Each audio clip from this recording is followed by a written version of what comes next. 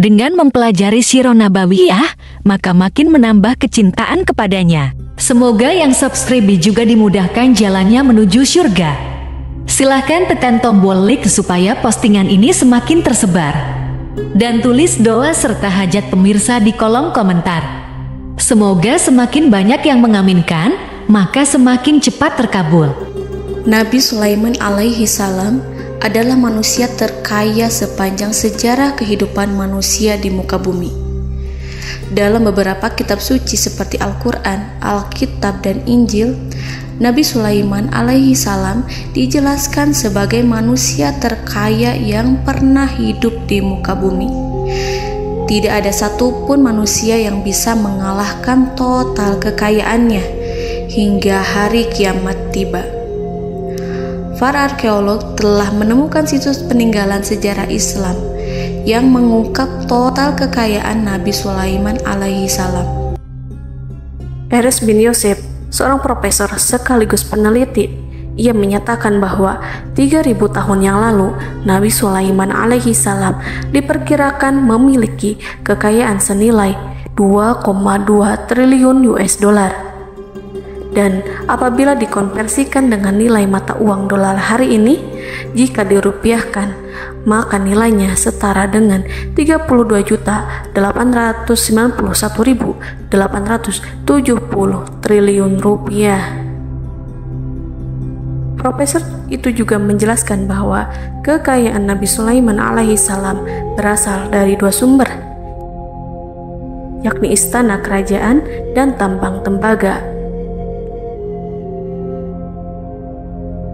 Nilai itu berkali-kali lipat lebih banyak dari total kekayaan negara Indonesia yang hanya mencapai 11.454 triliun per 30 Desember 2021. Nabi Sulaiman alaihi salam memiliki beberapa mukjizat. Di antaranya adalah dapat berbicara dengan bahasa binatang. Beliau dapat memerintah mereka untuk melakukan sesuatu. Beliau juga dapat mengendalikan besar kecilnya tekanan angin dan dapat mengatur ke arah mana angin akan berhembus. Sehingga dengan itu Nabi Sulaiman dapat memanfaatkan angin sebagai kendaraannya dan juga kendaraan tentaranya. Nabi Sulaiman juga bisa melunakkan besi dan membentuknya menjadi pakaian perang yang anti tusukan senjata tajam. Nabi Sulaiman juga memimpin para jin. Mereka tunduk dan patuh pada perintah Nabi Sulaiman alaihi salam. Tidak hanya setan, iblis laknatullah yang merupakan makhluk pembangkang dapat dibuat tunduk bertekuk lutut pada perintah-perintah Nabi Sulaiman. Nabi Sulaiman bisa melakukan teleportasi, yaitu berpindah dari suatu tempat ke tempat yang lain dalam waktu singkat. Peristiwa itu dibuktikan dengan pemindahan singgasana Ratu Balqis atas perintah Nabi Sulaiman. Nabi Sulaiman dikenal sebagai raja yang adil dan bijaksana. Nabi Sulaiman diberkahi kecerdasan yang luar biasa untuk menyatu padukan segenap kekuatan yang Allah berikan kepadanya. Ia mengelola dan membawa kerajaannya menjadi kekuatan raksasa yang tak terkalahkan di masanya dengan segenap kemampuan yang dimilikinya. Tentara Nabi Sulaiman adalah tentara terkuat di bumi tanpa ada yang menandingi. Pertanyaan mendasar yang muncul kali ini adalah dari mana sumber kekayaan dan kekuatan Nabi Sulaiman alaihi salam? Untuk mendapat jawaban dari pertanyaan itu, simak video ini sampai akhir. Sebelum itu, mari bantu channel ini terus berkembang dengan cara subscribe dan nyalakan tanda loncengnya. Berikan komentar yang positif dan berikan like serta share video ini. Bismillahirrahmanirrahim. Sungguh kami benar-benar telah menganugerahkan ilmu kepada Daud dan Sulaiman. Keduanya berkata, segala puji bagi Allah yang melebihkan kami dari kebanyakan hamba-hambanya yang mukmin. Sulaiman telah mewarisi Daud dan dia berkata, wahai manusia, kami telah diajari untuk memahami bahasa burung dan kami dianugerahi segala sesuatu. Sesungguhnya semua ini benar-benar karunia yang nyata. Quran Surat An-Naml ayat 15-16. Saudara-saudaraku yang dirahmati Allah, pada ayat di atas disebutkan bahwa Sulaiman telah mewarisi Daud. Nabi Sulaiman mewarisi Nabi Daud dalam sisi kenabian dan kekuasaan, bukan mewarisi harta, karena para nabi tidak mewariskan harta. Sebab sepeninggalan mereka, harta para nabi menjadi sedekah bagi orang-orang yang ada di sekitarnya, yaitu orang-orang fakir dan orang-orang yang membutuhkan. Dan harta para nabi tidak dikhususkan bagi kalangan keluarganya. Rasulullah Shallallahu Alaihi Wasallam bersabda, "Kami para nabi tidak mewariskan." Nabi Sulaiman mewarisi kenabian dari Nabi Daud. Ini adalah hal yang jelas. Allah telah memilihnya sebagai nabi dari Bani Israel. Begitu juga Allah telah memberinya kekuasaan kerajaan sehingga ia menjadi pemimpin Bani Israel. Barangkali sesuatu yang paling penting yang diwarisi oleh Nabi Sulaiman dari Nabi Daud adalah tradisi militer. Kemajuan militer yang dahsyat telah berpindah kepada Nabi Sulaiman. Nabi Daud sebenarnya adalah seorang pengembala kambing yang sangat miskin, tetapi seiring dengan perjalanan waktu, ia menjadi komandan pasukan tiada tanding. Nabi Daud alaihi salam mengetahui bahwa kekuatan hakiki yang mengatur alam semesta adalah kekuatan Allah. Ketika Nabi Daud mengelurkan tangannya dan memegang potongan batu, lalu beliau melemparkannya dengan ketepel ke arah Jalut, kepala Jalut retak dan ambruk menghantam tanah. Ini sebagai bentuk demonstrasi kekuatan darinya. Kehadiran Nabi Daud mengubah pasukan Bani Israel, di mana mereka sebelumnya lari jika berhadapan dengan musuh. Maka kini keberadaan mereka mulai diperhitungkan di masa hidupnya. Nabi Daud mengalami peperangan yang sangat banyak, tapi Al-Quran tidak menceritakan secara terperinci. Hal itu dikarenakan karena Al-Quran adalah kitab dakwah di jalan Allah, bukan kitab sejarah. Al-Quran hanya menceritakan di dalam Al-Quran surat Shad ayat 20, "Dan kami kuatkan kerajaannya, kerajaan Daud." Ayat tersebut berarti bahwa Nabi Daud belum terkalahkan dalam peperangan yang diikutinya. Di samping dukungan yang Allah berikan kepadanya, juga pasukan dan rakyatnya, di mana mereka adalah orang-orang yang bertauhid, menyerahkan diri kepada Allah. Allah Subhanahu wa Ta'ala mengajarkan kepada Nabi Daud hal-hal yang menjadikan pasukannya memiliki keistimewaan yang dengannya mereka dapat mengalahkan pasukan-pasukan lain, pasukan-pasukan besar yang ada di bumi pada saat itu. Allah Subhanahu wa Ta'ala berfirman dalam surat Saba ayat 10, "Dan kami telah melunakkan besi untuknya." Baju besi mungkin akan menjadi masalah dalam benak kita. Ketika orang-orang yang berperang, baju besi cukup mengganggu gerakan mereka. Kita bisa membayangkan ketika ada dua orang berperang, salah satu dapat bergerak bebas, sementara yang lainnya tidak leluasa bergerak karena tertahan dengan pakaiannya. Namun, dengan kekuasaan Allah, Nabi Daud dapat melunakkan besi dan membuat baju besi yang ringan, yang mudah untuk digunakan. Ini adalah kemajuan penting yang Allah berikan kepada Nabi Daud dan tentaranya. Kemajuan itu kemudian diajarkan, diwariskan dan dimiliki oleh Nabi Sulaiman alaihi salam. Nabi Sulaiman memiliki pasukan dahsyat yang melebihi pasukan manapun di bumi saat itu, atau bahkan mungkin saat ini. Bahkan Allah menambahkan karunia-Nya kepada Nabi Sulaiman yang disebutkan dalam Al-Quran surat An-Naml ayat 16. Dan Sulaiman telah mewarisi Daud, dan dia berkata, "Wahai manusia, kami telah diberi pengertian tentang suara burung, dan kami diberi segala sesuatu. Sesungguhnya ini benar-benar suatu karunia yang nyata." Saudara-saudaraku yang dirahmati Allah, pada suatu hari Nabi Sulaiman alaihi salam menengadahkan tangannya dan berdoa kepada Allah Subhanahu wa ta'ala. Antara hati Nabi dan Allah tidak ada penghalang, tidak ada jarak, tidak ada sekatan waktu, tidak ada satupun dari para nabi yang berdoa kepada Allah kecuali doanya pasti dikabulkan.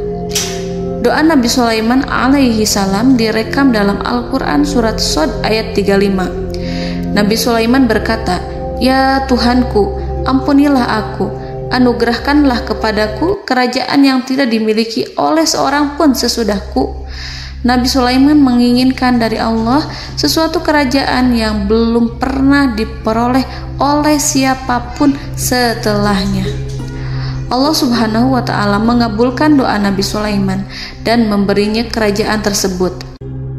Nabi Sulaiman mewarisi kekuasaan, kenabian, hikmah ilmu dari Nabi Daud alaihi salam.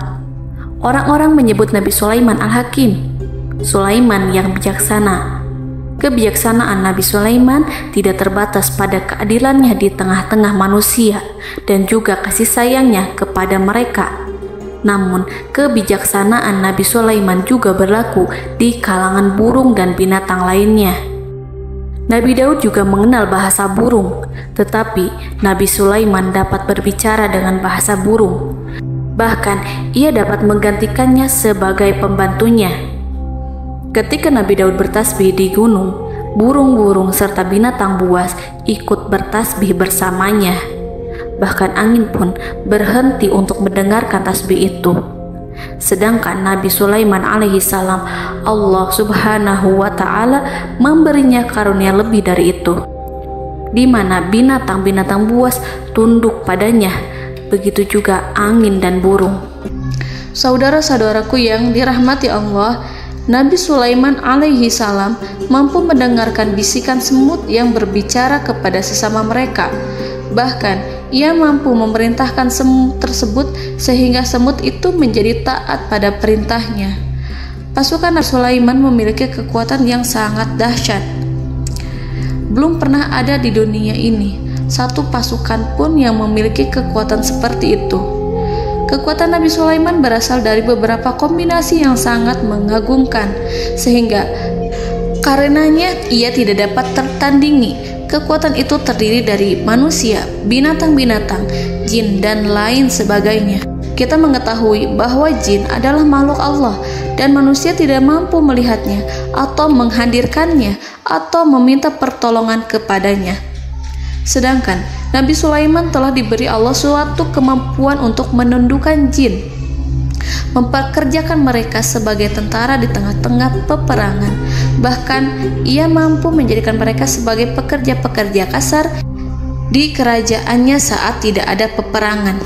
Oleh sebab itu, ketika ada pasukan lain yang mencoba melawan pasukan Nabi Sulaiman, mustahil mereka akan mendapatkan kemenangan. Bahkan pasukan Nabi Sulaiman diperkuat oleh pasukan burung. Burung di pasukan Nabi Sulaiman memerankan tugas penting, yaitu menjadi agen intelijen. Kita mengetahui bahwa peranan informasi saat peperangan adalah hal yang penting. Dari informasi tersebut, pasukan dapat mengetahui keadaan lawannya. Demikianlah peranan burung pada pasukan Sulaiman. Ia terbang di tengah-tengah musuh. Kemudian, ia kembali kepada Nabi Sulaiman untuk menyampaikan berita tentang keadaan lawannya. Di samping jin dan burung, Allah juga menundukkan angin untuk Nabi Sulaiman. Nabi Sulaiman dapat memerintahkan angin dan ia mampu untuk menaiki angin tersebut. Dalam Al-Quran surat Shad ayat 36-40, Allah Subhanahu wa ta'ala berfirman, "Kami tundukkan kepada angin yang berhembus dengan baik menurut kemana saja yang dikehendaki Sulaiman. Dan kami tundukkan pula kepadanya setan-setan, semuanya ahli bangunan dan penyelam, dan setan yang lain yang terikat dalam belenggu.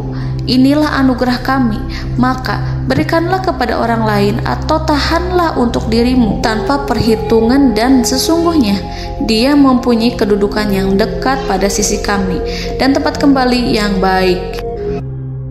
Saudara-saudaraku yang dirahmati Allah, Allah Subhanahu wa Ta'ala juga memberikan kemampuan yang tak seorang pun dari para nabi mendapatkannya, yaitu kemampuan untuk memerintah setan. Setan adalah salah satu bagian dari jin. Ia adalah kelompok yang celaka dari bangsa jin. Kelompok ini sebenarnya tidak mampu dikuasai oleh manusia. Bahkan jin yang soleh tidak dapat mengatur setan. Adapun Nabi Sulaiman, Allah telah memberinya kekuasaan untuk menundukkan setan dan mempekerjakannya, bahkan mengikatnya dengan rantai serta menghukumnya jika ia menentang pada perintahnya. Setan membangun untuk Sulaiman istana-istana, patung-patung dan alat-alat perang. Bahkan setan-setan itu menyelam ke dasar lautan untuk mengeluarkan permata dan yakut untuk Sulaiman. Jika di antara setan yang menentang perintahnya, maka Nabi Sulaiman alaihi salam mengikatnya dengan rantai. Ini semua menunjukkan kekayaan Nabi Sulaiman dan kekuasaannya, di mana ia mampu mengatur banyak makhluk di bumi ini. Tentu saja, kemampuan itu semua adalah atas izin dari Allah Subhanahu wa Ta'ala sebagai mukjizat darinya. Allah Subhanahu wa Ta'ala berfirman dalam Al-Quran surat Saba ayat 12, dan sebagian dari jin adalah yang bekerja di hadapannya di bawah kekuasaannya dengan izin Tuhannya, dan siapa yang menyimpang di antara mereka dari perintah kami, maka kami rasakan kepadanya azab neraka yang apinya menyala-nyala. Para jin itu membuat untuk Sulaiman apa yang dikehendakinya, dari gedung-gedung yang tinggi, patung-patung, dan piring-piring yang besarnya seperti kolam, atau periuk yang tetap berada di atas tungku. Saudara-saudaraku yang dirahmati Allah, Nabi Sulaiman yang bijaksana adalah penguasa yang tak tertandingi di muka bumi. Meskipun memperoleh nikmat-nikmat khusus yang agung itu yang Allah berikan kepada Sulaiman, beliau tetap menunjukkan dirinya sebagai manusia yang paling banyak berzikir kepada Allah dan manusia yang paling banyak bersyukur di zamannya. Saudara-saudaraku yang dirahmati Allah, sebagaimana Allah Subhanahu wa Ta'ala memberikan nikmat kepada ayahnya Nabi Daud alaihi salam, di mana ia mampu melunakkan besi, dan Allah mengajarinya bagaimana cara mencairkan besi, maka Nabi Sulaiman alaihi salam dapat memanfaatkan tembaga yang cair untuk peperangan. Dan juga di saat perdamaian, pada saat peperangan, beliau mencampur tembaga dengan besi dan menjadikannya perunggu. Mereka menggunakan senjata-senjata perunggu dalam peperangan seperti pedang, baju besi, dan juga pisau. Senjata-senjata ini adalah senjata yang paling kuat pada saat itu. Sedangkan di saat damai, tembaga digunakan untuk membuat bangunan, perhiasan, dan sebagainya. Meskipun Nabi Sulaiman mendapatkan nikmat yang besar dan karunia yang khusus, Allah Subhanahu wa Ta'ala mengujinya dengan suatu ujian yang dahsyat. Ujian yang akan selalu datang kepada seorang hamba yang soleh. Ketika hamba itu mendapatkan kedudukan besar, maka ujiannya pun menjadi besar. Allah Subhanahu wa Ta'ala menguji Nabi Sulaiman dengan penyakit. Diceritakan oleh Fahru Roji, Nabi Sulaiman diuji dengan suatu penyakit yang keras, di mana kedokteran saat itu tidak dapat dan tidak mampu mengatasinya. Sakitnya Nabi Sulaiman sangat keras sehingga para dokter dari kalangan manusia ataupun jin tidak mampu menghilangkan penyakit itu. Lalu burung-burung menghadirkan rumput-rumput yang dianggapnya sebagai obat, tetapi Nabi Sulaiman tak kunjung sembuh. Semakin hari penyakit Nabi Sulaiman semakin menjadi-jadi, sehingga ketika Nabi Sulaiman duduk di atas kursi, ia duduk bagaikan tubuh tanpa roh. Seakan-akan ia mati karena saking keras penyakit yang dideritanya. Sakit yang diderita oleh Nabi Sulaiman alaihi salam berlangsung sangat lama. Namun Nabi Sulaiman tidak henti-hentinya berzikir kepada Allah dan meminta kesembuhan kepadanya, serta selalu beristighfar dan mengungkapkan rasa cinta kepadanya. Selesailah ujian Allah terhadap hambanya Nabi Sulaiman. Beliau pun sembuh Nabi Sulaiman merasakan kembali kesehatannya setelah ia mengetahui segala kejayaan dan segala kekuasaan serta segala kebesarannya tidak lagi mampu menghilangkan penyakit yang dideritanya kecuali jika Allah menghendaki. Saudara-saudaraku yang dirahmati Allah, Nabi Sulaiman telah membangun tempat ibadah, tempat sujud, sehingga manusia menyembah Allah di dalamnya. Orang-orang yang membangunnya berjumlah puluhan ribu orang. Tentu setiap kelompok dari mereka memiliki pekerjaan masing-masing. Di antara mereka ada yang mencairkan tembaga, di antara mereka ada yang tukang pahat, ada yang tukang ukir, ada yang membelah batu, ada yang memotong kayu, ada yang mendatangkan rumput-rumput dari Libanon, ada yang mendatangkan emas dan menjadikannya lempengan-lempengan yang mengkilat untuk menutupi kayu serta untuk melapisi dinding-dinding. Bahkan golongan jin pun membantu membangun tempat tersebut, tentu dengan perintah dan bimbingan Nabi Sulaiman. Mereka membuat patung-patung yang besar, membuat bejana yang besar untuk tempat makan para tentara dan pekerja, yaitu bejana seperti gunung. Karena saking berat dan besarnya, mereka juga membuat tempat-tempat minum yang besarnya seperti kolam. Nabi Sulaiman mengawasi para pekerjanya dan juga mengurusi masyarakatnya, di mana beliau mengenali problem mereka dan berusaha memecahkannya. Beliau juga mengawasi pasukan dari kalangan binatang dan burung. Beliau mengetahui apabila ada satu di antara mereka yang tidak datang, kemana ia pergi serta mengapa ia pergi. Nabi Sulaiman menguasai pengetahuan itu semua. Nabi Sulaiman bukan hanya mengetahui problem tentara-tentaranya dari kalangan manusia ataupun tentaranya dari kalangan burung, namun ia juga menunjukkan kasih sayang terhadap semut, di mana beliau mendengar bisikannya dan tidak suka untuk menginjaknya. Nabi Sulaiman selalu menundukkan kepalanya ke bumi sebagai bentuk rasa rendah diri dan syukur kepada Allah. Pada suatu hari, Nabi Sulaiman alaihi salam berjalan di depan tentaranya dan tiba-tiba ia mendengar suara semut yang berkata kepada temannya dari kalangan semut. Hal itu terekam dalam Al-Quran surat An-Naml ayat 18-19. Wahai semut-semut, masuklah ke dalam sarang-sarangmu agar kamu tidak terinjak oleh Sulaiman dan tentaranya, sedangkan mereka tidak menyadarinya. Nabi Sulaiman alaihi salam tersenyum mendengar itu dan ia berdoa, "Ya Allah, ya Tuhanku, berilah aku ilham untuk tetap mensyukuri nikmat-Mu yang telah Engkau anugerahkan kepadaku dan kepada kedua orang ibu bapakku, dan untuk mengerjakan amal soleh yang Kau ridhoi, dan masukkanlah aku ke dalam rahmat-Mu, ke dalam golongan hamba-hamba-Mu yang soleh." Saudara-saudaraku yang dirahmati Allah, meskipun Nabi Sulaiman mendapatkan kekuasaan dan memiliki tentara yang besar, namun beliau menunjukkan kasih sayang terhadap bangsa semut. Beliau mendengarkan bisikannya dan melihat semut yang ada di depannya. Oleh karena itu, tak mungkin baginya untuk menginjak golongan semut itu.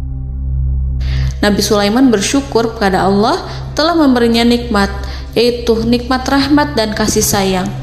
Di samping itu, Nabi Sulaiman alaihi salam adalah orang paling kaya di dunia. Istananya terbuat dari kayu gaharu yang memiliki wangi harum. Istananya terbuat dari emas yang terkadang dari kristal. Beliau juga memiliki kursi besar yang terbuat dari emas dan permata. Istana Nabi Sulaiman merupakan istana yang paling besar di dunia. Nabi Sulaiman menggunakan pakaian dari emas dan permata. Meskipun demikian, Nabi Sulaiman tetap menunjukkan sebagai hamba yang berserah diri dan rendah diri di hadapan Allah Subhanahu wa Ta'ala. Nabi Sulaiman yang merendahkan diri di hadapan Allah, ia selalu sujud kepada Allah, sebagaimana ayahnya yang selalu bertasbih pada Allah. Nabi Sulaiman selalu melantunkan lagu-lagu cinta ilahi dan hanya memuji Allah Subhanahu wa Ta'ala. Pada suatu hari, Nabi Sulaiman alaihi salam mengeluarkan perintah kepada pasukannya untuk bersiap-siap. Kemudian, Nabi Sulaiman keluar dan memeriksa pasukannya satu demi satu. Kelompok yang pertama adalah kelompok manusia. Nabi Sulaiman memperhatikan kesiapan mereka. Lalu Nabi Sulaiman mengeluarkan perintah-perintah kepada mereka. Kemudian Nabi Sulaiman memeriksa kelompok jin dan menyampaikan perintahnya kepada mereka. Beliau memenjarakan jin yang tampak bermalas-malasan saat bekerja. Lalu beliau memeriksa binatang dan berkata kepada mereka, apakah mereka sudah makan dengan baik? Apakah mereka tidur dengan nyenyak? Apakah ada yang mengadu pada mereka, misalkan karena penyediaan makanan yang tidak layak? Apakah ada di sana yang sakit dan lain sebagainya? Ketika Nabi Sulaiman merasa puas dengan semuanya, Nabi Sulaiman memasuki tenda tempat berkumpulnya para burung. Nabi Sulaiman alaihi salam kemudian memasuki tenda tersebut, mengamati keadaan di sekitarnya, sehingga beliau mengetahui bahwa ada satu burung yang tidak hadir, yaitu burung hudhud. Mengapa aku tidak melihat burung hudhud? Burung-burung yang lain tampak terdiam sebagai penghormatan, dan mereka mendengarkan apa yang akan dikatakan pemimpin mereka. Nabi Sulaiman mengarahkan pandangannya pada semua burung dan tidak menemukan burung hudhud di antara mereka. Tak seekor burung pun yang mengetahui keberadaannya. Burung hudhud absen pada apel wajib kali ini. Nabi Sulaiman mulai menampakkan kemarahannya. Tiba-tiba, seekor burung kecil memberanikan diri untuk berkata kepada Nabi Sulaiman, "Wahai Nabi yang mulia, seharusnya hudhud ada bersamaku kemarin untuk melaksanakan tugas penyelidikan. Ia adalah pemimpin misi itu. Namun, burung hudhud belum datang. Oleh karena itu, aku tidak pergi bersamanya." Burung itu tampak gemetar. Nabi Sulaiman mengetahui bahwa hudhud tidak hadir dan tak seorang pun mengetahui kemana ia pergi. Burung hudhud pergi tanpa izin terlebih dahulu. Dalam keadaan marah, Nabi Sulaiman berkata, "Sungguh aku benar-benar akan mengazabnya dengan azab yang sangat keras atau benar-benar menyembelihnya, kecuali jika ia benar-benar datang kepadaku dengan alasan yang jelas." Kawanan burung-burung mengetahui bahwa Nabi Sulaiman sedang marah dan telah menetapkan untuk menyiksa burung hudhud atau menyembelihnya atau justru memaafkannya dengan syarat ia datang dengan membawa alasan yang dapat menyelamatkannya, atau dengan kata lain, burung hudhud dapat memastikan bahwa ia melaksanakan tugas yang penting. Nabi Sulaiman menunjukkan kemarahan yang besar sehingga siapapun akan merasa takut kepada Nabi Sulaiman yang marah. Nabi Sulaiman kemudian pergi dari tempat burung tersebut. Nabi Sulaiman masih memikirkan keadaan burung hudhud. Seharusnya burung hudhud menjadi bagian penting dari badan intelijen. Apakah ia pergi untuk menyingkap suatu, atau apakah ia pergi hanya untuk bermain-main? Nabi Sulaiman telah memperhatikan dan mengetahui bahwa burung hudhud adalah seekor burung yang cerdik dan juga fasih berbicara. Terkadang Nabi Sulaiman mendapati burung hudhud sedang bermain-main dan menunda-nunda pekerjaannya. Namun ketika Nabi Sulaiman melihatnya, burung hudhud memahami bahwa perbuatannya tidak benar. Oleh karena itu, ia tidak boleh menyampur adukan antara waktu serius dan waktu bermain. Tidak lama setelah itu, burung hudhud tiba di tempat para burung. Burung-burung yang lain berkata kepadanya, "Wahai hudhud, pergilah engkau ke tempat Nabi Sulaiman. Jika ia mengetahui bahwa engkau telah sampai, jiwamu benar-benar terancam." Mendengar itu, burung hudhud segera beranjak. Ia terbang menemui Nabi Sulaiman. Pada waktu itu, Nabi Sulaiman sedang duduk bersama tentaranya yang lain. Burung hudhud berdiri. Ia telah merencanakan untuk memulai pembicaraan dengan Nabi Sulaiman sebelum Nabi Sulaiman bertanya kepadanya kemana dia pergi. Ini sebagai bukti bahwa hudhud telah melaksanakan suatu tugas yang penting. Dalam Al-Quran Surat An-Naml ayat 22, burung hudhud berbicara, "Aku telah mengetahui sesuatu yang kamu belum mengetahuinya, dan kubawa kepadamu dari negeri Saba suatu berita penting yang diyakini seakan-akan burung hudhud hendak berkata, 'Aku adalah hudhud yang miskin, tapi aku mengetahui apa yang tidak engkau ketahui, dan aku telah datang kepadamu dari kerajaan Saba dengan membawa berita yang sangat penting.'" Nabi Sulaiman tampak terdiam menunggu hudhud menyelesaikan kisahnya. Dalam surat An-Naml ayat 23-24, burung hudhud berkata, Sesungguhnya aku menjumpai seorang wanita yang memerintah mereka. Dia dianugerahi segala sesuatu serta mempunyai singgasana yang besar. Aku mendapati dia dan kaumnya menyembah matahari selain Allah. Dan setan-setan telah menjadikan mereka memandang indah perbuatan-perbuatan mereka, lalu menghalangi mereka dari jalan Allah, sehingga mereka tidak mendapat petunjuk. Burung hudhud diam. Nabi Sulaiman merasa bahwa hudhud menunjukkan kepasihan lisannya. Nabi Sulaiman berkata dalam Quran surat An-Naml ayat 27 sambil menunjukkan senyum manisnya. Nabi Sulaiman berkata, "Akan kami lihat apakah kamu benar wahai hudhud, ataukah kamu termasuk orang-orang yang berdusta." Seakan-akan burung hudhud ingin mengatakan, "Aku tidak berbohong, wahai Nabi yang mulia." Namun diamnya Sulaiman membuat takut sehingga burung hudhud terdiam. Nabi Sulaiman terdiam karena berpikir, lalu ia memutuskan sesuatu setelah itu. Beliau melihat kepada lainnya dan meminta secari kertas. Nabi Sulaiman menulis surat singkat dan menyerahkannya kepada hudhud serta memerintahkan kepadanya seperti yang dikatakan dalam Quran surat An-Naml ayat 28. "Pergilah dengan membawa suratku ini, lalu jatuhkanlah kepada mereka, kemudian berpalinglah dari mereka, lalu perhatikanlah apa yang mereka bicarakan."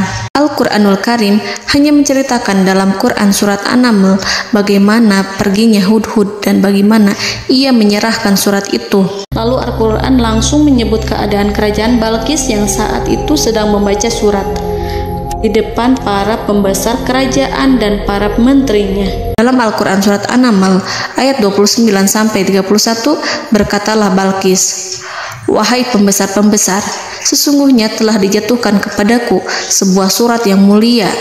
Sesungguhnya surat ini dari Sulaiman, dan sesungguhnya isinya dengan menyebut nama Allah yang Maha Pengasih lagi Maha Penyayang, bahwa janganlah kalian berlaku sombong terhadapku, dan datanglah kepadaku sebagai orang yang berserah diri." Saudara-saudaraku yang dirahmati Allah, dalam surat tersebut Nabi Sulaiman menyebutkan supaya mereka menyerahkan diri dan tunduk kepada perintah Nabi Sulaiman. Nabi Sulaiman memerintahkan agar mereka meninggalkan penyembahan terhadap matahari. Nabi Sulaiman tidak mempersoalkan akidah mereka dan tidak memuaskan mereka dengan apapun. Nabi Sulaiman hanya memerintahkan bahwa ia berada di atas kebenaran. Bukankah ia didukung kekuatan yang berlandaskan keyakinan yang dimilikinya? Nabi Sulaiman hanya memerintahkan mereka agar tunduk dan patuh kepadanya. Ratu Sabak menyampaikan surat tersebut di tengah-tengah kaumnya. Dalam Quran surat An-Naml ayat 32 dijelaskan, "Dan berkatalah Balqis, wahai para pembesar, berilah aku pertimbangan dalam urusanku ini. Aku tidak pernah memutuskan sesuatu persoalan sebelum kamu berada dalam majelisku." Saudara-saudaraku yang dirahmati Allah, para pembesar istana Balqis menentang surat tersebut. Isi surat itu membangkitkan kesombongan kaum Sabak, di mana mereka merasa lebih kuat. Mereka mengetahui bahwa di sana ada seorang yang mencoba menentang mereka dan mengisyaratkan peperangan kepada mereka. Lalu ia meminta kepada mereka untuk memenuhi syarat-syaratnya sebelum terjadinya peperangan dan kekalahan. Dalam surat An-Naml ayat 33, mereka menjawab, "Kita adalah orang-orang yang memiliki kekuatan dan juga memiliki keberanian yang sangat besar dalam peperangan. Dan keputusan berada di tanganmu, wahai rajaku. Maka pertimbangkanlah apa yang akan kamu perintahkan." Saudara-saudaraku yang dirahmati Allah, para pembesar kaum Sabak seakan ingin berkata, "Kita siap untuk melaksanakan perang." Tampaknya ratu itu memiliki kebijakan yang lebih baik dari pembesar kaumnya. Surat Sulaiman itu membuatnya berpikir lebih jernih dan lebih berhati-hati. Ia berusaha sebisa mungkin menghindari peperangan. Ratu itu berpikir dalam tempo yang lama. Nama Sulaiman tidak diketahuinya dan ia pun belum pernah mendengarnya.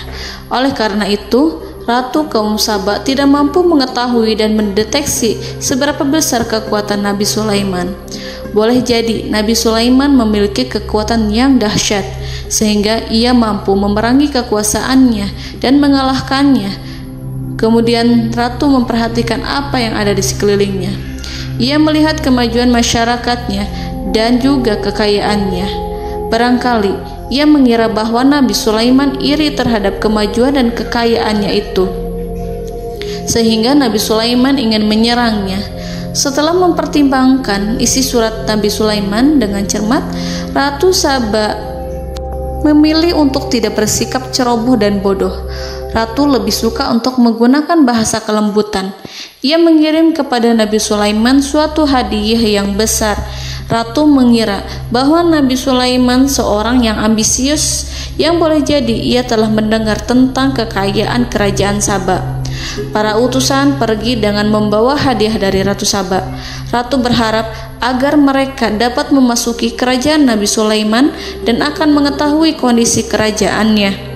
Saat mereka pulang, Ratu ingin mendengar secara langsung dari mereka tentang bagaimana keadaan kaum Nabi Sulaiman dan pasukannya.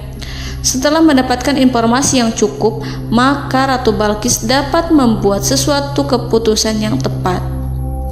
Ratu menyembunyikan apa yang terlintas dalam pikirannya, lalu ia berbicara kepada pembesar istananya bahwa ia dapat menyingkap niat jahat Raja Sulaiman melalui cara mengirimkan hadiah kepadanya. Ratu lebih memilih cara tersebut dan menunggu reaksi dari Nabi Sulaiman. Ratu berhasil memuaskan para pembesar istana, dan untuk sementara ia menghilangkan ide untuk berperang. Karena para raja jika menyerang suatu desa, maka pemimpin desa tersebut adalah orang yang paling banyak mendapatkan kehinaan. Akhirnya, para pembesar kaumnya merasa puas dengan pikiran Ratu Balqis. Saudara-saudaraku yang dirahmati Allah, dalam surat An-Naml ayat 34-35 dijelaskan, Ratu Balqis berkata, "Sesungguhnya raja-raja apabila memasuki suatu negeri, niscaya mereka akan membinasakannya dan menjadikan penduduknya yang mulia menjadi hina. Dan demikian pula lah yang akan mereka perbuat. Dan sesungguhnya aku akan mengirim utusan kepada mereka dengan membawa hadiah, dan aku akan menunggu apa yang akan dibawa kembali oleh utusan itu." Kemudian sampailah hadiah dari Ratu Balqis kepada Nabi Sulaiman. Para intelijen Nabi Sulaiman memberitahunya bahwa utusan Balqis datang dengan membawa hadiah. Nabi Sulaiman langsung mengetahui bahwa Ratu Balqis itu sengaja mengirim orang-orangnya untuk mengetahui atau untuk mendapatkan informasi tentang kekuatannya. Lalu setelah itu ia akan mengambil keputusan atau mengambil sikap kepada kerajaan Sulaiman. Nabi Sulaiman segera memanggil semua pasukannya untuk berkumpul. Utusan Balqis segera memasuki istana Nabi yang dipenuhi dengan pasukan yang besar bersenjata. Melihat itu, utusan Ratu Balqis tercengang dan terkejut ketika mereka melihat kekayaan yang mereka bawa tidak ada apa-apanya dibandingkan dengan kerajaan Nabi Sulaiman. Hadiah mereka tampak tidak berarti. Emas yang mereka bawa tampak tidak memiliki makna saat mereka memasuki istana Nabi Sulaiman yang terbuat dari kayu-kayu pohon gaharu yang mengeluarkan bau yang harum serta dihiasi dengan emas permata. Para utusan Ratu Balqis berdiri bersama Nabi Sulaiman dan menyaksikan bagaimana Nabi Sulaiman mengendalikan pasukannya. Kemudian mereka mulai berpikir tentang kekuatan dan kualitas pasukan Nabi Sulaiman. Betapa kagetnya mereka ketika melihat di tengah-tengah pasukan itu terdapat singa, burung, dan tentara dari kalangan manusia yang mampu terbang. Mereka pun sadar bahwa mereka di hadapan pasukan yang tiada tandingannya. Selesailah demonstrasi pasukan Nabi Sulaiman. Kemudian para utusan ratu dipersilahkan maju ke tempat hidangan makanan. Para utusan itu sangat terkejut ketika melihat berbagai macam makanan dari penjuru dunia ada di depannya. Dan di antara makanan itu terdapat pula makanan yang biasa ditemukan di negeri mereka.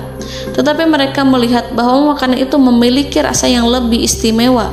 Selain itu, piring-piring yang ada di depan mereka terbuat dari emas dan mereka dilayani oleh laki-laki yang berhias dengan emas.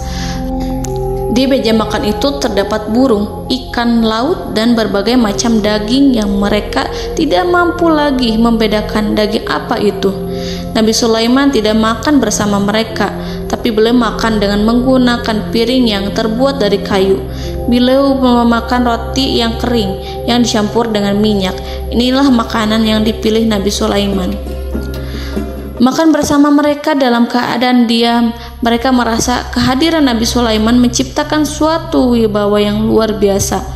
Selesai perjamuan itu, lalu dengan sangat malu mereka menyerahkan hadiah dari Ratu Balqis kepada Nabi Sulaiman. Hadiah itu berupa emas yang bagi mereka hadiah itu sangat bernilai tinggi.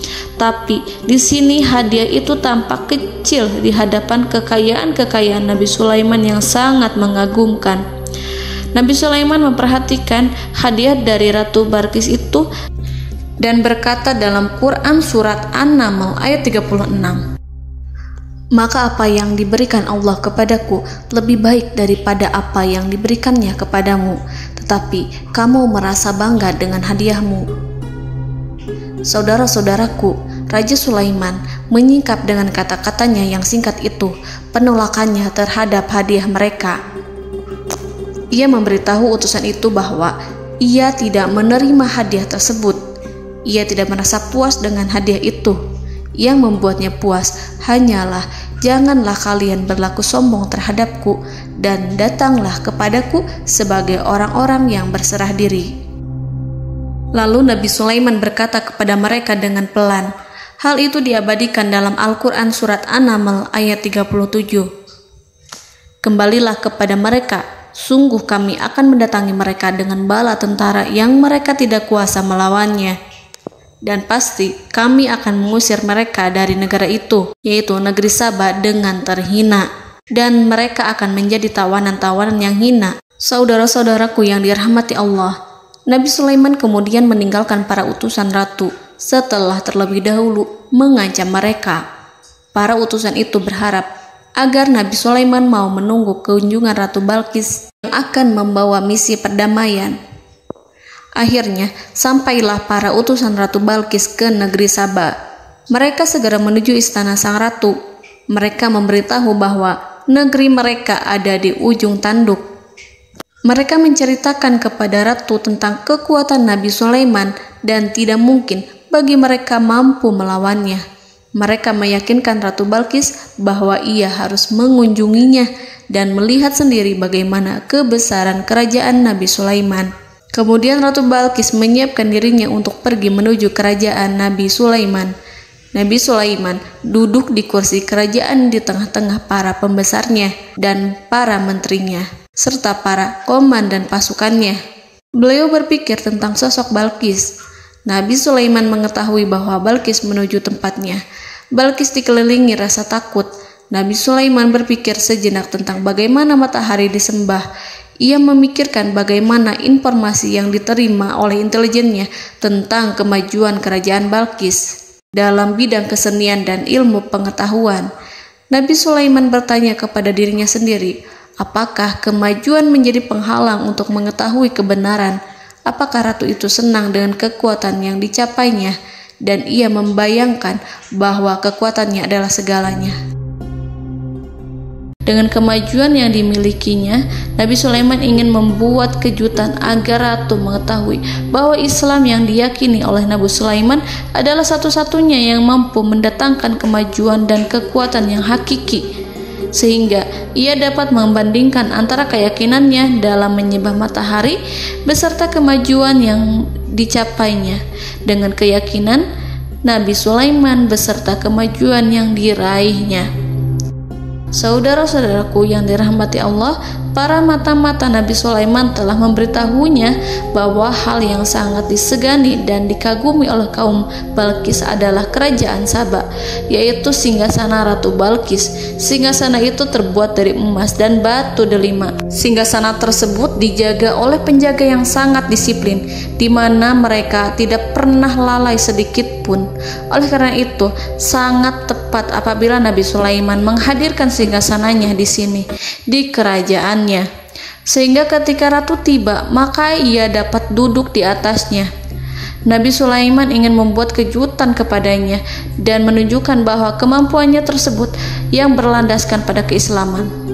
Nabi Sulaiman melakukan yang demikian itu dengan harapan agar si ratu tunduk kepadanya. Ide itu terlintas dalam diri Nabi Sulaiman. Lalu ia mengangkat kepalanya dan menoleh kepada anak buahnya.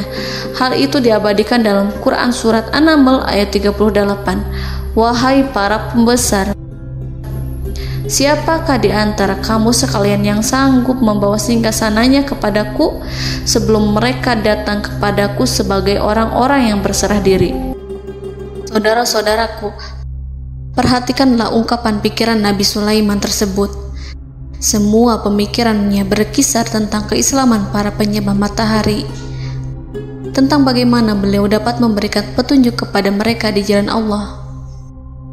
Yang pertama menjawab pertanyaan Nabi Sulaiman adalah jin Ifrit. Dalam Quran Surat An-Naml ayat 39, berkatalah Ifrit yang cerdik dari golongan jin, "Aku akan datang kepadamu dengan membawa singgasana itu sebelum kamu berdiri dari tempat dudukmu. Sesungguhnya aku benar-benar kuat untuk membawanya, lagi dapat dipercaya." Nabi Sulaiman berdiri dari tempat duduknya. Setelah 1 jam atau 2 jam, jin itu berjanji kepadanya untuk menghadirkan singgasana Balkis. Sebelum itu, istana Nabi Sulaiman di Palestina, sedangkan istana Balkis terletak di Yaman. Antara singgasana tersebut dengan singgasana Nabi Sulaiman berjarak lebih dari ribuan mil. Barangkali pesawat yang cepat sekalipun yang kita kenal hari ini tidak akan mampu membawa dan mendatangkan istana itu dalam waktu 1 jam. Tetapi masalahnya di sini, berhubung dengan kekuatan jin yang serba misterius, Nabi Sulaiman tidak mengomentari sedikit pun terhadap apa yang dikatakan oleh Ifrit. Nabi Sulaiman tampak menunggu tanggapan lain yang mampu menghadirkan singgasana Balkis yang lebih cepat dari jin Ifrit. Nabi Sulaiman menoleh kepada seorang yang di sana, yang duduk di atas naungan. Hal itu diceritakan dalam Al-Quran Surat An-Naml ayat 40. Berkatalah seseorang yang mempunyai ilmu dari Alkitab, "Aku akan membawa singgasana itu kepadamu sebelum matamu berkedip." Maka tatkala Sulaiman melihat singgasana itu terletak di hadapannya, ia pun berkata, "Ini termasuk karunia Tuhanku untuk menguji aku. Apakah aku akan bersyukur atau mengingkari nikmatnya? Dan barang siapa yang bersyukur, maka sesungguhnya dia bersyukur untuk kebaikan dirinya sendiri. Dan barang siapa yang ingkar, maka sesungguhnya Tuhanku maha kaya lagi maha mulia." Saudara-saudaraku, belum lama seseorang yang mempunyai ilmu dari Alkitab menyatakan kalimatnya, sehingga singgasana itu tiba-tiba ada di depan Nabi Sulaiman, yang mampu menghadirkan singgasana itu lebih cepat dari kedipan mata. Al-Quranul Karim tidak menyingkap kepribadian seseorang yang menghadirkan singgasana itu. Al-Quran hanya menggarisi bahwa orang itu mempunyai ilmu dari Alkitab. Al-Quran tidak menjelaskan kepada kita apakah ia seorang malaikat ataukah manusia ataukah jin. Al-Quran sengaja tidak menyingkap hakikat kitab yang dimaksud. Saudara-saudaraku yang dirahmati Allah, setelah melihat singgasana itu, Nabi Sulaiman bersyukur kepada Allah. Ia mulai memperhatikan singgasana sang ratu. Singgasana tersebut merupakan simbol pembangunan dan juga kemajuan, tetapi tampaknya ia hanya sesuatu yang biasa saja jika dibandingkan dengan kekuasaan dan kebesaran ciptaan yang dibuat oleh manusia dan jin di kalangan istana Nabi Sulaiman. Nabi Sulaiman memikirkan dalam tempo yang sangat lama singgasana Ratu Balkis itu. Kemudian beliau memerintahkan agar singgasana itu diperbaiki, sehingga saat Ratu Balkis datang, dia akan mengujinya. Apakah Ratu Balkis dapat mengenali singgasananya ataukah tidak? Dalam Al-Quran Surat An-Naml ayat 41, Nabi Sulaiman berkata, "Ubahlah baginya singgasananya, maka kita akan melihat apakah dia mengenal ataukah dia termasuk orang-orang yang tidak mengenalnya." Saudara-saudaraku yang dirahmati Allah, Nabi Sulaiman memerintahkan agar dibangun istana yang akan digunakan untuk menyambut Ratu Balkis. Nabi Sulaiman memilih tempat di laut, dan ia memerintahkan agar dibangun suatu istana di mana sebagian besarnya terdiri dari air laut. Nabi Sulaiman memerintahkan agar lantainya itu terbuat dari kaca yang tebal dan kuat, sehingga orang-orang yang berjalan di atas istana itu akan dapat melihat di bawahnya ada ikan-ikan berwarna-warni yang berenang-renang. Dan mereka akan melihat rumput-rumput laut yang bergerak-gerak. Akhirnya, selesailah pembangunan istana itu. Saking bersihnya kaca lantainya, sehingga tampak di sana tidak ada kaca. Burung hudhud memberitahu Nabi Sulaiman bahwa Balqis telah sampai dekat kerajaannya. Kemudian Ratu Balqis datang. Al-Quran tidak menyebutkan keadaan Nabi Sulaiman saat menyambut Balqis, namun Al-Quran menunjukkan dua sikap Ratu Balqis. Yang pertama, bagaimana sikap Balqis ketika pertama kali melihat singgasananya yang datang mendahuluinya, padahal ia telah meninggalkan pengawalannya untuk tetap setia menjaga singgasananya itu. Keadaan kedua adalah keadaan di depan istana yang dibangun untuk penyambutan Balqis. Istana itu penuh dengan permata yang berenang-renang di bawahnya ikan-ikan. Dalam Quran Surat An-Naml ayat 42 dijelaskan, dan ketika Balqis datang, ditanyakanlah kepadanya, "Serupa inikah singgasanamu?" Balqis menjawab, "Seakan-akan singgasana ini adalah singgasanaku. Kami telah diberi pengetahuan sebelumnya, dan kami adalah orang-orang yang berserah diri." Saudara-saudaraku, pada dialek di atas, Balqis melihat singgasananya dan ia tercengang saat mengetahui bahwa itu adalah singgasana miliknya. Namun kemudian ia mulai ragu karena melihat tidak sepenuhnya itu singgasana miliknya. Jika itu benar-benar miliknya, lalu bagaimana ia datang mendahuluinya?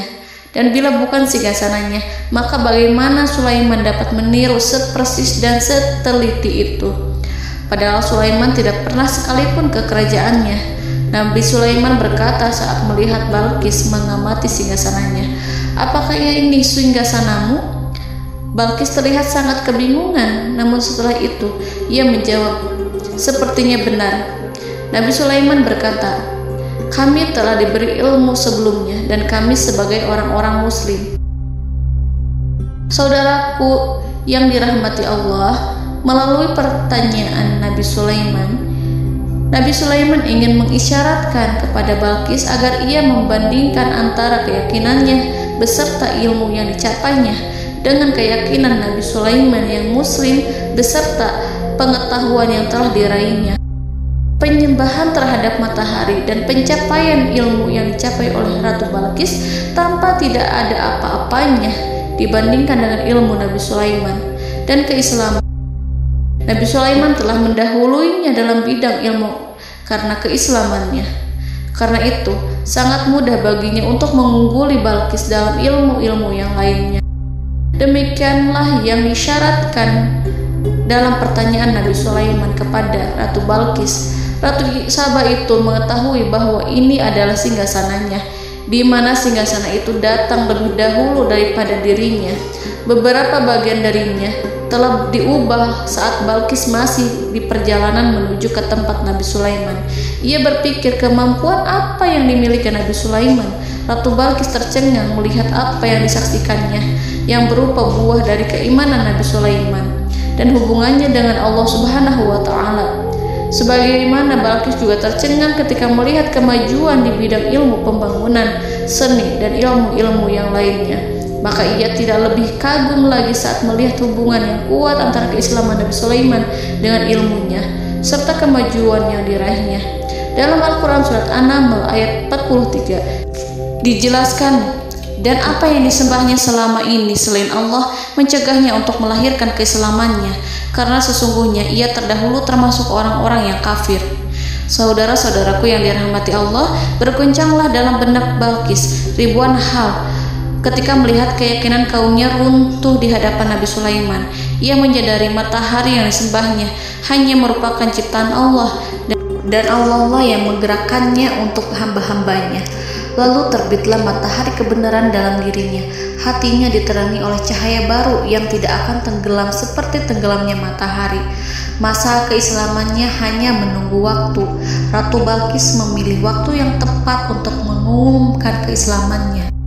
Allah Subhanahu wa Ta'ala berfirman dalam Quran Surat An-Naml ayat 44. Dikatakan kepadanya, masuklah ke dalam istana. Maka tatkala ia melihat lantai istana itu, dikiranya kolam air yang besar dan disingkapnya 2 betisnya.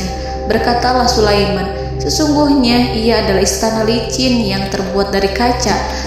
Berkatalah Balqis, wahai Tuhanku, sesungguhnya aku telah berbuat zalim terhadap diriku dan aku berserah diri bersama Sulaiman kepada Allah Tuhan semesta alam. Saudara-saudaraku yang dirahmati Allah, dikatakan kepada Balqis, masuklah ke dalam istana. Ketika ia masuk, maka ia tidak menyaksikan adanya kaca, tetapi ia melihat air, sehingga ia mengira akan bersinggungan dengan air. Lalu ia menyingkapkan sedikit bajunya agar bajunya itu tidak basah. Nabi Sulaiman mengingatkannya tanpa melihatnya agar ia tidak khawatir terhadap pakaiannya, karena pakaiannya tidak akan basah sebab di sana tidak ada air. Itu sekedar kaca yang halus, yang saking halusnya sehingga ia tidak tampak. Pada kesempatan itulah Balqis mengumumkan keislamannya yang mengakui kelalimannya, dan ia menyatakan menyerahkan diri kepada Nabi Sulaiman dan kepada Allah Tuhan semesta alam. Lalu kaumnya pun mengikutinya dan mereka memeluk Islam. Balqis menyadari ia berhadapan dengan penguasa yang terbesar di bumi dan Nabi Allah yang mulia. Untuk pertama kalinya, wajah Sulaiman tampak dihiasi dengan senyuman yang menunjukkan kepuasannya sejak Balqis mengunjunginya. Demikianlah Nabi Sulaiman mewujudkan kejayaannya yang hakiki dan menyebarkan cahaya Islam di muka bumi. Saudara-saudaraku, Al-Quran tidak menyebutkan kisah Balqis setelah keislamannya. Para ahli tafsir mengatakan bahwa ia menikah dengan Nabi Sulaiman. Selain itu, ada yang mengatakan bahwa ia menikah dengan salah satu orang dekat Nabi Sulaiman. Ada juga yang mengatakan bahwa sebagian Raja Habasyah adalah keturunan dari buah perkawinan ini. Wallahu a'lam bishawab. Saudara-saudaraku yang dirahmati Allah, Nabi Sulaiman hidup di tengah-tengah kejayaan dan kemuliaan di bumi. Kemudian Allah menetapkan kematian untuknya, sebagaimana kehidupan Sulaiman berada di puncak kemuliaan dan kejayaan yang penuh dengan keajaiban yang luar biasa, maka kematiannya pun merupakan tanda-tanda kebesaran Allah yang penuh dengan keajaiban. Demikianlah bahwa kematiannya sesuai dengan kehidupannya, sesuai dengan kejayaannya. Allah berfirman tentang kematian Sulaiman di dalam Al-Quran Surat Saba ayat 14. Maka tatkala kami telah menetapkan kematian Nabi Sulaiman, tidak ada yang menunjukkan kepada mereka kematiannya itu kecuali rayap yang memakan tongkatnya. Maka tatkala ia telah tersungkur, tahulah jin bahwa kalau sekiranya mereka mengetahui yang gaib, tentulah mereka tidak akan tetap dalam siksa yang menghinakan. Saudara-saudaraku, kemampuan Nabi Sulaiman untuk menundukkan jin dan mempekerjakan mereka serta hubungan mereka dengan semua itu menimbulkan fitnah di tengah-tengah manusia dalam hal tertentu. Kematian Nabi Sulaiman merupakan batasan jawaban terhadap fitnah ini. Kami tidak mengetahui siapa yang mengklaim bahwa jin mengetahui hal yang gaib. Apakah itu setan yang terkutuk, atau jin yang bodoh, atau manusia yang tertipu? Kami tidak mengetahui siapa yang bertanggung jawab terhadap tersebarnya isu yang keliru ini. Yang kita ketahui adalah bahwa hal tersebut adalah mempengaruhi sebagian manusia dan jin. Barangkali manusia berkata kepada diri mereka, selama jin melakukan perbuatan yang luar biasa ini, maka apa gerangan yang menjadikan mereka tidak mengetahui hal yang gaib itu? Manusia itu lupa bahwa kunci kegaiban berada di tangan Allah. Masalah ilmu gaib tidak akan mampu dikuasai oleh jin dan manusia. Hanya Dia yang mengetahuinya, dan manusia diberitahu hanya sedikit sekali. Saudara-saudaraku yang dirahmati Allah, seakan-akan Allah telah merencanakan bahwa kematian Sulaiman bertujuan untuk menghancurkan pemikiran itu, yaitu pemikiran bahwa jin mengetahui hal-hal yang gaib. Jin bekerja untuk Nabi Sulaiman selama beliau hidup, dan tatkala beliau meninggal, maka tugas mereka menjadi bebas. Nabi Sulaiman meninggal tanpa diketahui oleh jin, sehingga mereka tetap bekerja untuk mereka, tetap mengabdi kepada Sulaiman. Seandainya mereka mengetahui hal yang gaib, niscaya mereka tidak akan meneruskan pekerjaan mereka. Saudara-saudaraku, pada suatu hari Nabi Sulaiman memasuki mihrabnya untuk itikaf ibadah dan beribadah kepada Allah. Tak seorang pun yang berani mengganggu khalwatnya. Mihrab Sulaiman terletak di puncak gunung dan dindingnya terbuat dari permata. Pada suatu hari, Nabi Sulaiman duduk bersandar pada tongkatnya dan ia tampak tenggelam dalam tafakur. Beliau berzikir pada Allah hingga rasa kantuk menguasainya. Lalu setelah itu malaikat maut menemuinya. Nabi Sulaiman pun meninggal. Beliau bersandar kepada tongkatnya. Jin melihatnya dan mengira bahwa beliau sedang sholat, sehingga mereka pun terus melanjutkan pekerjaannya. Berlalulah hari demi hari yang panjang. Datanglah rayap, yaitu semut kecil yang memakan kayu. Hewan itu mulai memakan tongkat Nabi Sulaiman. Rayap itu tampak lapar. Sebagian dari tongkat Nabi Sulaiman dimakan beberapa hari oleh rayap itu. Ketika yang dimakannya semakin bertambah, maka tongkat itu pun menjadi rusak dan kemudian jatuh dari tangan Nabi Sulaiman alaihi salam. Tubuh mulia itu kehilangan keseimbangan dan kemudian jatuh terhempas di bumi. Tatkala tubuh suci itu tersungkur, maka manusia segera menuju ke arahnya. Mereka menyadari dan mengetahui bahwa Nabi Sulaiman telah meninggal dalam waktu yang lama. Jin menyadari bahwa mereka tidak mengetahui hal yang gaib, dan manusia pun mengetahui hakikat ini. Seandainya jin mengetahui hal yang gaib, niscaya ia tidak akan meneruskan siksa yang hina. Mereka tidak akan bekerja kepada Sulaiman. Demikianlah Nabi Sulaiman alaihi salam meninggal dalam keadaan duduk dan sholat di mihrabnya. Lalu berita itu tersebar bagaikan api di bumi. Manusia, burung, dan binatang buas mengantarkan jenazah Nabi Sulaiman. Sekawanan burung tampak sedih dan menangis. Semua makhluk bersedih. Akhirnya tak seorang pun mengetahui bahasa burung di bumi. Meninggallah seorang yang memahami pembicaraan burung, binatang-binatang, jin, dan lain sebagainya. Burung-burung itu berkata, betapa beratnya kehidupan di tengah orang-orang yang tidak mengetahui pembicaraan kita. Allahu a'lam.